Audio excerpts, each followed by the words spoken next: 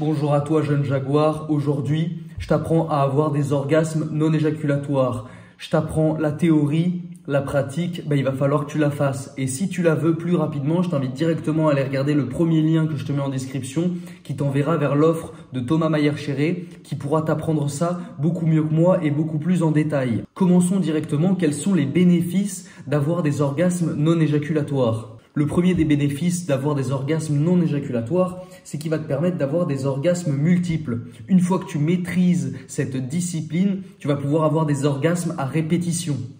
Deuxièmement, ça va te permettre de garder ton énergie vitale. Tu ne perds plus ce qu'il y a dans tes couilles, qui est si précieux, qui est ta semence, qui est ton énergie vitale, ce qu'on appelle le qi en médecine chinoise. Tu vas également pouvoir avoir des rapports plus longs, durer plus longtemps avec ta partenaire et enfin pouvoir la faire jouir. Et également, tu vas éviter la libération de prolactine qui est l'hormone du contentement. C'est cette hormone quand tu éjacules et que tu as un orgasme qui te fait avoir envie de plus rien. Comme tu envoies à ton corps le message « j'ai accompli ma mission biologique », à savoir te reproduire, il libère cette hormone en toi qui fait que c'est ça, tu n'as plus envie de rien. Alors maintenant, ce qu'il faut que vous sachiez, c'est que l'orgasme et l'éjaculation sont deux choses qui sont différentes. Tu peux avoir un orgasme sans éjaculation, tout comme tu peux avoir une éjaculation sans orgasme, même si la plupart du temps, les deux phénomènes sont liés. Alors l'éjaculation, c'est quoi? L'éjaculation, c'est tout simplement ton sperme, ton essence vitale qui sort de tes couilles. Et qui sort de tes couilles en partant avec la testostérone. Parce que ta testostérone est produite à 95% dans tes burnes. Donc quand tu te vides les burnes, tu te vides également d'une grande partie de ta testostérone.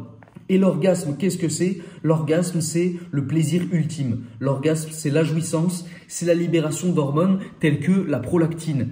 Et là, tu vas me dire, juste avant Elital, tu m'expliquais que l'orgasme non éjaculatoire va me permettre d'éviter cette libération de prolactine. En effet, mais il faut savoir que l'orgasme non éjaculatoire n'est pas comparable à un orgasme qui s'accompagne d'une éjaculation.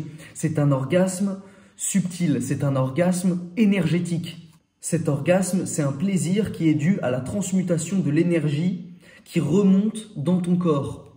Alors maintenant, comment faire pour pouvoir avoir ces orgasmes-là sans éjaculer? Dans un premier temps, il va falloir que tu renforces les muscles de ton plancher pelvien, à savoir tes muscles pubo-coccygiens qui se situent dans cette zone. Je t'ai mis un petit schéma pour que tu puisses visualiser.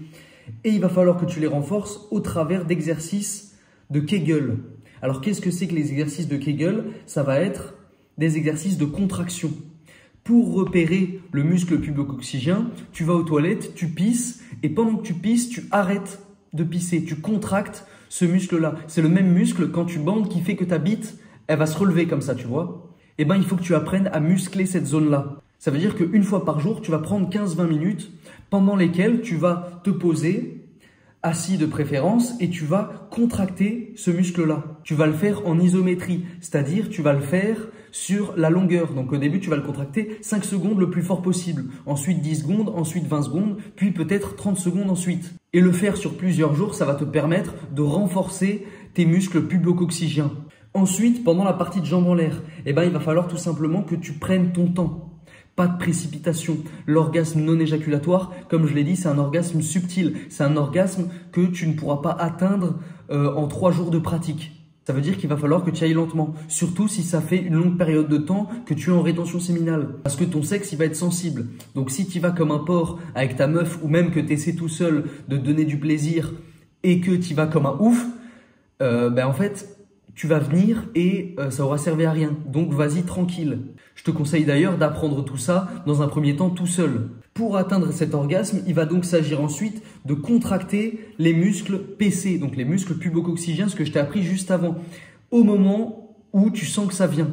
Alors, il faut que tu contractes tous ces muscles avant de passer le point de non-retour, sinon ça va sortir quand bien même tu contractes. Et ce qui peut se passer, ce qui m'est arrivé une fois, je l'ai raconté en vidéo d'ailleurs, c'est que j'avais passé ce point de non-retour et j'ai continué de contracter comme un ouf. Mon sperme est sorti et j'ai eu aucun plaisir. Ça m'a fait du coup une éjaculation sans orgasme, donc vraiment pas ouf. Il va s'agir également de respirer correctement et d'être en pleine conscience. Quand tu sens que ça monte avant de passer le point de non-retour, tu vas contracter ces muscles et tu vas faire des inspirations lentes. Le but, je ne l'ai pas mis ici, mais ça va être également de visualiser. Comme je le disais avant, c'est un orgasme énergétique. C'est-à-dire que tu vas déplacer l'énergie qui est concentrée au niveau de ta bite. Tu vas la faire se déplacer et monter dans ton corps grâce à ta respiration. Tu vas devoir la faire monter en fait pour pouvoir avoir un orgasme de tout le corps en visualisant notamment. Tu visualises l'énergie qui est concentrée au niveau de ton sexe et en inspirant, tu vas la faire monter.